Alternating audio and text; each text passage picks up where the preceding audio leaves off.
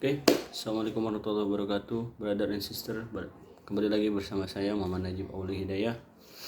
Oke, kita akan melanjutkan presentasi. Sekarang presentasi bermata pelajaran sosiologi. Pertemuan kedua ya dalam sosiologi. Oke, kita langsung saja.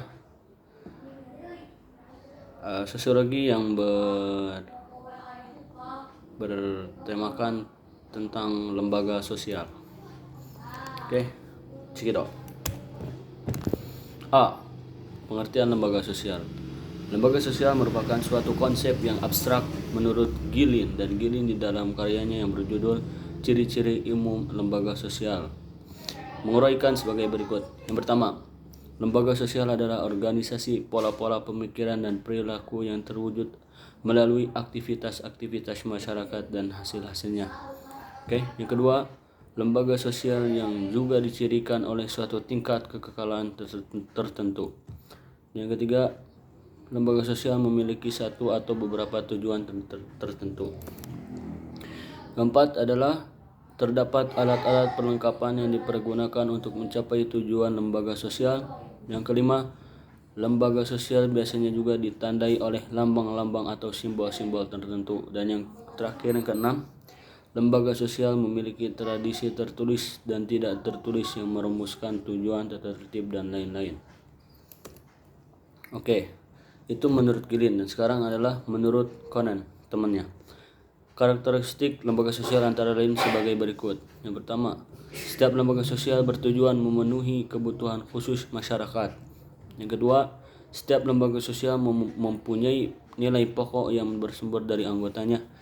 Dalam lembaga sosial ada pola-pola perilaku permanen menjadi bagian tradisi kebudayaan yang ada, dan ini disadari anggotanya.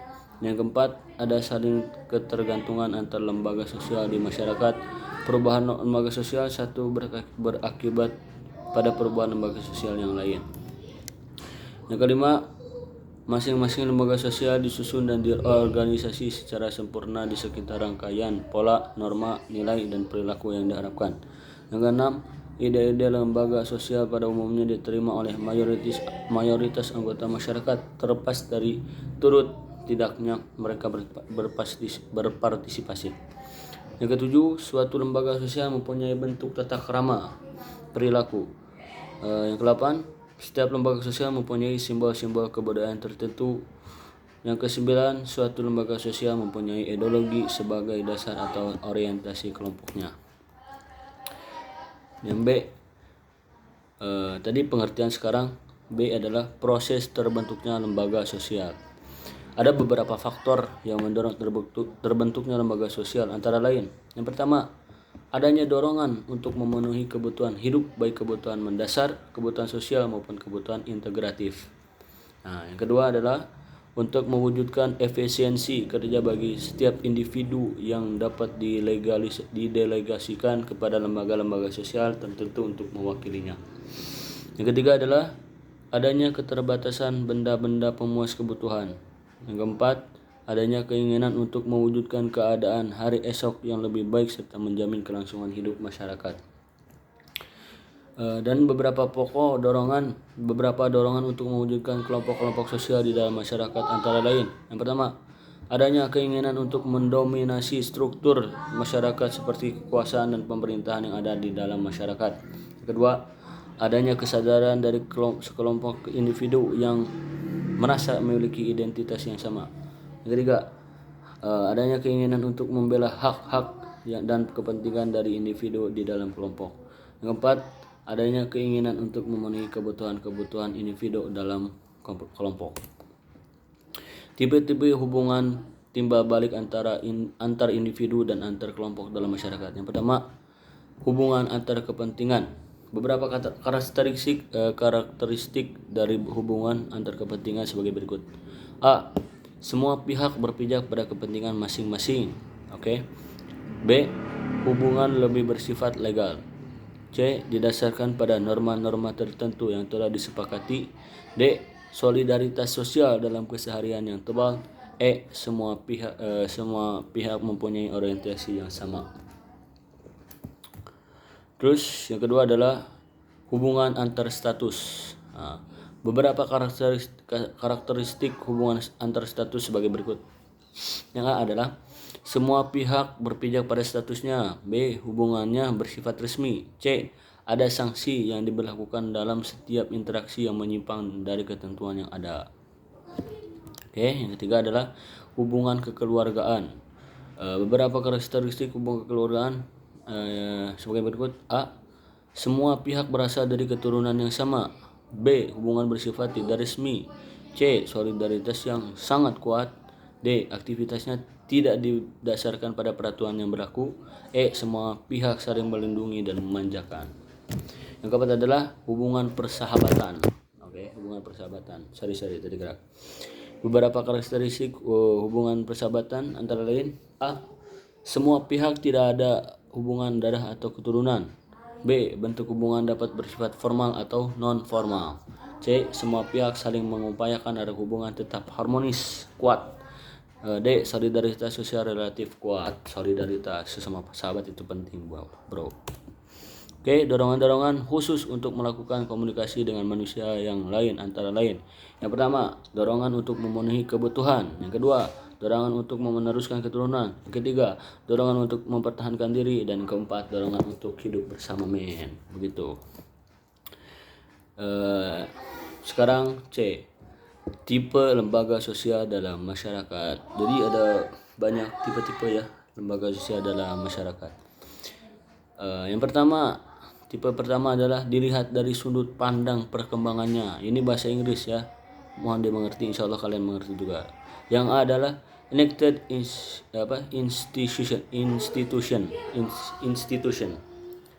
Oke, enacted institution. Dan yang B adalah prescribed institution.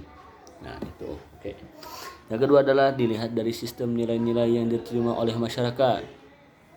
Bahasa Inggris semuanya. Ntar juga paham kalian, oke? Yang A adalah subsidiary institution. Dan B adalah basic institution. Yang ketiga, tipe ketiga dilihat dari ada tidaknya penerimaan masyarakat terhadap lembaga-lembaga sosial yang ada dalam masyarakat. Yang pertama adalah A.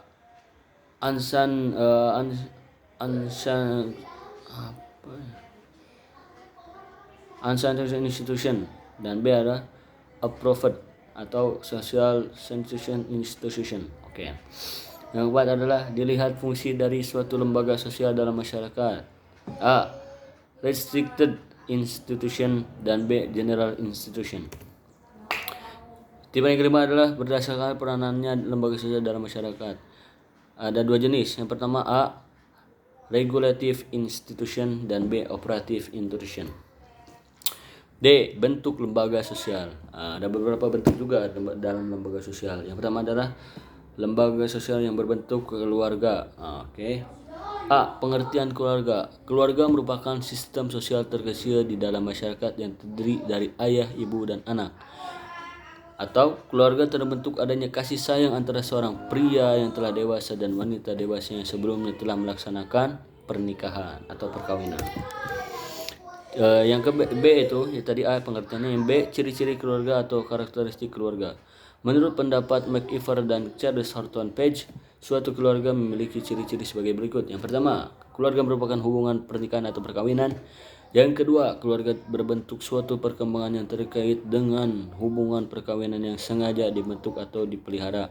Yang ketiga, keluarga mempunyai sistem tata nama nomenclature, termasuk perhitungan garis keturunannya, itu disebut keluarga juga. Yang keempat, keluarga mempunyai fungsi ekonomi yang dibentuk oleh anggota-anggotanya dalam berkaitan dengan kemampuan untuk mempunyai keturunan dan membesarkan sang anak. Yang kelima, keluarga merupakan tempat tinggal bersama, rumah atau rumah tangga. Itu menurut siapa tadi? Menurut McIver dan Charles Horton Page. Sedangkan menurut Burgess dan Laux, suatu keluarga itu memiliki 4 ciri atau karakteristik sebagai berikut. Yang pertama, keluarga adalah susunan yang disatukan oleh ikatan pernikahan atau perkawinan, darah atau adopsi. Itu bisa juga disebut keluarga. Kedua, anggota keluarga ditandai dengan hidup bersama di bawah satu atap yang merupakan satu susunan rumah tangga atau household. Itu menurut mereka. Kita juga yang santri itu keluarga juga. Ketiga, keluarga merupakan satuan sosial yang terdiri atas orang yang berinteraksi dan berkomunikasi. Dan yang keempat ada keluarga adalah pemelihara kebudayaan bersama yang pada dasarnya diperoleh dari masyarakat. Oke. Terus yang C adalah macam-macam keluarga. Oh, banyak juga macam keluarganya di sini ya. Yang pertama adalah keluarga inti. Maksudnya apa ya? Oh, jadi keluarga inti. Jadi ayah dan ibu doang. Yang kedua adalah keluarga inti tanpa anak. Yaitu berarti keluarga tapi tidak mempunyai anak. Yang ketiga adalah keluarga luas. Jadi itu sudah mempunyai keturunan. Oke, menurut pandangan secara sosiologis, keluarga terdiri dari dua macam, yaitu yang pertama keluarga dalam arti sempit, dua keluarga dalam arti luas. Oh ya, jadi keluarga itu bisa jadi kalau arti sempit itu keluarga sekitar, kalau keluarga dalam arti luas itu kita juga bisa disebut keluarga gitu. Oke. Sekedot. Menurut pendapat Bossart dan Boll, macam-macam keluarga terdiri dari dua jenis keluarga, yaitu keluarga kandung atau keluarga biologis. Yang kedua adalah keluarga orientasi, yaitu seperti orientasi itu ya kayak kita lah, keluarga. Kalau kita di pondok itu keluarga. Apabila dilihat lengkap tidaknya anggota keluarga terdiri dari dua macam, yaitu keluarga lengkap dan keluarga tidak lengkap. Ya emang iya begitu. D. Bentuk perkawinan atau pernikahan ya. Yang pertama, perkawinan dilihat dari jumlah pasangannya, antara lain monogami berarti satu, poligami itu dua atau lebih, itu group marriage banyak banget itu group. Allah alam kalau untuk sekarang ini nggak ada ya insyaallah ya. Yang kedua ada perkawinan dilihat dari asal suami atau istri, antara lain eksogami, endogami, homogami, heterogami. Oke, saya tidak terlalu paham tentang itu. Yang ketiga adalah syarat-syarat perkawinan. Perkawinan akan dianggap sah bila sesuai dengan hal-hal sebagai berikut. Oke, yang pertama adalah hukum adat, itu bisa sah. Hukum agama tentu, dan hukum negara juga iya. Fungsi lembaga keluarga. Yang pertama fungsi reproduksi, kedua afeksi ya, ketiga fungsi sosialisasi, keempat fungsi ekonomi, kelima fungsi pengawasan atau pengendalian sosial, keenam fungsi proteksi atau perlindungan, ketujuh fungsi edukatif atau pendidikan, 8 fungsi religius atau agama, dan 9 fungsi rekreasi. F. Susunan keluarga atau struktur keluarga. Yang pertama dibagi menjadi 3 adalah yang pertama adalah unilateral yang terdiri dari patrilineal dan matrilineal. Yang kedua adalah bilateral, dan 3 double unilateral. Oke. B. Kegiatan pokok kegiatan pokok lembaga ekonomi. Belum. Sekarang adalah kedua, lembaga ekonomi. Pertama, dulu pengertian lembaga ekonomi. Lembaga ekonomi adalah sistem perilaku lembaga sosial yang berkaitan dengan masalah pemenuhan kebutuhan atau kesejahteraan manusia sehari-hari, yaitu mengatur kegiatan berproduksi, distribusi, dan konsumsi barang dan jasa yang diperlukan bagi kelangsungan hidup bermasyarakat, sehingga semua lapisan masyarakat mendapatkan bagian yang semestinya. Oke. Yang ke B, kegiatan pokok lembaga ekonomi apa aja? Terbagi menjadi 3. Yang pertama adalah kegiatan produksi. Ada beberapa mata pencarian hidup, yaitu yang pertama berburu dan meramu, kedua bercocok tanam di ladang, ketiga bercocok tanam di sawah, keempat berternak, dan kelima perikanan. Itu juga ekonomi produksi maksudnya ya. Yang kedua adalah kegiatan distribusi. Ada 3 distribusi. Yang pertama adalah resiprositas, timbal balik, redistribusi, dan pertukaran pasar. Yang ketiga adalah kegiatan konsumsi, ya konsumsi itu makan sama. C. Ideologi ekonomi. Menurut Bloom ada 3 ideologi ekonomi, yaitu ada 3. Masa 3? Ada 4 kali ya. Yang pertama adalah merkantilisme, yang kedua adalah kapitalisme. Ada 3 prinsip dasar masyarakat kapitalis. Yang pertama pemilikan pribadi, yang kedua motif mencari laba, dan persaingan bebas. Jadi kapitalis itu arogan ya. Kedua adalah sosialisme, dan 4 sistem ekonomi Indonesia. Ada apa dengan sistem ekonomi Indonesia? D. Fungsi lembaga ekonomi. 1. Memelihara ketertiban, mencapai konsensus, dan meningkatkan produksi ekonomi semaksimal mungkin. Oke, yang ketiga adalah lembaga politik. A. Pengertian politik. Secara etimologis kata politik berasal dari kata pasti Yunani ya, yang itu polis, yang berarti negara atau kota, negara kota. Polis. Menurut Aristoteles dalam Akademia Politika yang berarti juga ilmu tentang polis, negara atau kota. Oke, negara atau kota dalam bahasa Yunani-nya polis. Polisi berarti ya udah nggak tahu lah. B. Pengertian lembaga politik. Lembaga politik adalah sistem perilaku yang telah melembaga dalam berbagai aktivitas politik dalam suatu masyarakat. C. Proses terbentuknya lembaga politik. Proses terbentuknya lembaga politik ialah pembentukan suatu bangsa atau nation dalam rangka pembentukan suatu negara. Yang pertama, apa aja itu ya? Yang pertama adalah mengadakan kegiatan-kegiatan dan proyek-proyek yang sesuai dengan kehendak warga masyarakat. Kedua, mengusahakan adanya persamaan nilai, norma atau sejarah. Ketiga, membentuk negara tentara nasional yang merupakan tulang punggung suatu negara merdeka yang mendapatkan dukungan dari segala lapisan masyarakat. Yang keempat, mengadakan pendidikan bela negara dengan mengadakan upaya pengibaran bendera di sekolah-sekolah. Oke, D. Fungsi lembaga politik. Fungsi lembaga politik adalah sebagai berikut. Pertama, melaksanakan undang-undang yang telah disahkan. Yang kedua, melembagakan norma melalui UU yang dibuat oleh badan legislatif. Tiga, menyelesaikan masalah-masalah yang terjadi di antara para warga masyarakat. Keempat, menyelenggarakan pelayanan sosial seperti perawatan, kesehatan, pendidikan, dan sebagainya. Yang kelima, melindungi para warga masyarakat atau warga negara dari serangan bangsa lain. Keenam, mewaspadai dan selalu siaga terhadap bahaya-bahaya yang setiap kali mengancam. Oke. 4. Lembaga pendidikan. A. Pengertian lembaga pendidikan. Lembaga pendidikan adalah sistem perilaku yang telah melembaga dalam dunia pendidikan. Ki Hajar Dewantara, salah satu tokoh pendidikan kita, membagi pusat pendidikan terdapat 3 kelompok, yaitu yang pertama, pendidikan lingkungan keluarga atau pendidikan informal. Kedua, pendidikan lingkungan sekolah atau pendidikan formal atau resmi. Ketiga, pendidikan lingkungan masyarakat atau pendidikan non formal. Oke. B. Fungsi lembaga pendidikan. Yang ada 3. Yang pertama, mempersiapkan masyarakat untuk dapat mencari pekerjaan.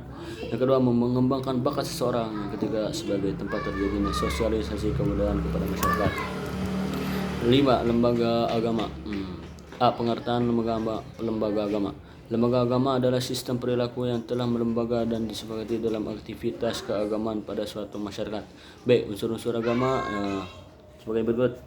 Ada 5 ya. Yang pertama, kepercayaan agama. Kedua, simbol agama. 3, praktik keagamaan. 4, pemeluk agama. Dan 5, pengalaman agama. Islam tentu banyak. C. Fungsi lembaga agama. Yang pertama, fungsi manifest atau nyata lembaga agama. Yang pertama, doktrin, ritual, seperangkat norma perilaku yang ada kaitannya dengan doktrin tersebut. Oke. Sekarang pindah ke materi E. Cara menganalisis keberadaan lembaga sosial dalam masyarakat. Yang pertama adalah analisis fungsional, 2 analisis komparatif, dan 3 analisis historis. Oke, habis untuk pertemuan kedua kali ini bersama saya yang membahas tentang lembaga sosial, mata pelajaran sosiologi. Insyaallah video ini bermanfaat bagi kita semuanya. Terima kasih kepada kalian semua telah menonton video ini. Semoga bermanfaat. Saya tidak ada intro atau closing ya. Sekian dari saya. Assalamualaikum warahmatullahi wabarakatuh.